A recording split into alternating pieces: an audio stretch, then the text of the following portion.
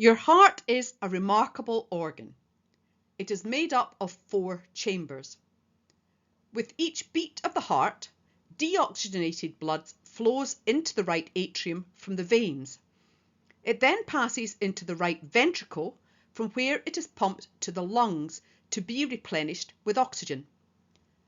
The blood returns from the lungs to the left atrium before entering the left ventricle, which pumps it around the body to supply all our organs with the oxygen they need. Your heart beats on average 60 to 80 times every minute, 24 hours a day for your entire lifetime. But how does it do it? The heartbeat starts with an electrical signal that arises spontaneously in cells of the sinoatrial node, a small structure at the top of the right atrium. If you place an electrode in a cell, you can record changes in voltage across the cell's membrane that look like this. The voltage changes constantly, but the shape of the signal is tightly controlled. It starts with a gradual depolarization known as the pacemaker potential. When a certain threshold is reached, depolarization accelerates and up to a peak before the cell repolarizes to start the cycle again.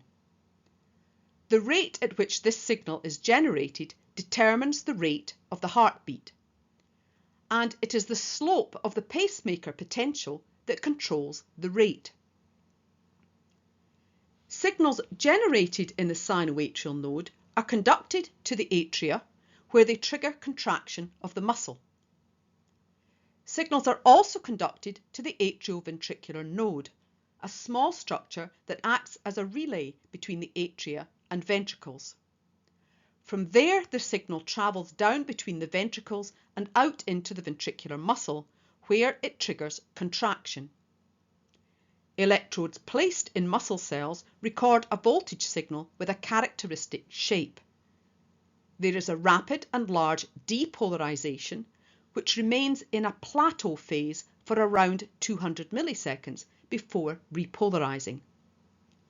During the plateau phase, calcium ions are able to enter the cell, and this initiates the process of muscle contraction. One heartbeat is the contraction of the atria, followed after a brief delay by contraction of the ventricles. The chambers of the heart are separated by one-way valves, which prevent backflow of blood and keep it moving in one direction. The tricuspid valve opens to let blood flow between the atrium and ventricle on the right side of the heart. Then it closes as the pulmonary valve opens for blood to flow to the lung. The bicuspid or mitral valve between the left atrium and ventricle closes as the aortic valve opens, allowing blood to be pumped out to the body while preventing regurgitation to the lungs. Thank you for watching this video. I hope you found it helpful.